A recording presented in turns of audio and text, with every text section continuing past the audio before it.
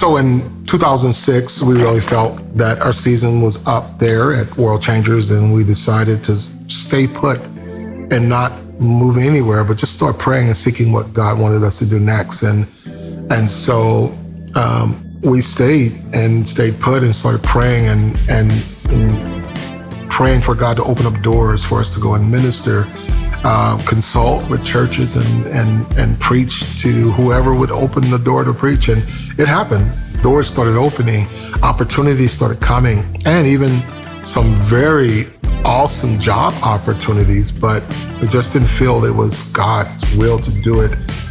And I get a call from a church in Syracuse that I had gone to and spoke before, done some of their youth events and things with them in the past year. We're going through a transition with their youth pastor. So the pastor called and said, hey, would you come and help us through this transition? It's an ugly transition.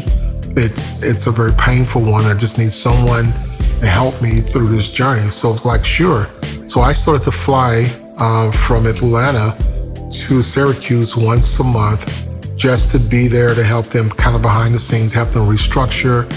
And I talked to my wife and I said, babe, what's in your heart? And she said, Lee, if it was really in my heart, what I would do is I really want to go back to school. I want to get my degree and I want to teach.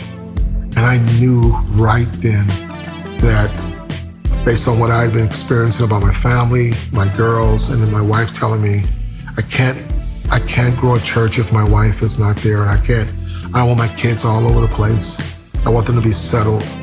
And so I didn't know that the Lord was speaking to the pastors of this church in Syracuse. They were believing God that I would come and be their youth pastor.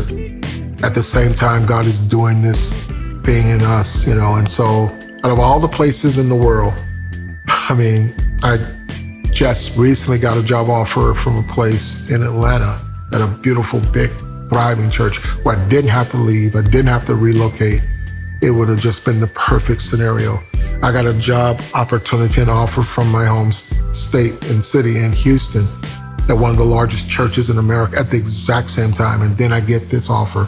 Rural upstate New York, just miles away from Canada, but that's where God called us. And so we went there. Out of all the things I've done, it's been the most powerful season of my life because it's where I learned to be a husband. It's where I learned to be a preacher. It's where I learned to be a man, father, leader.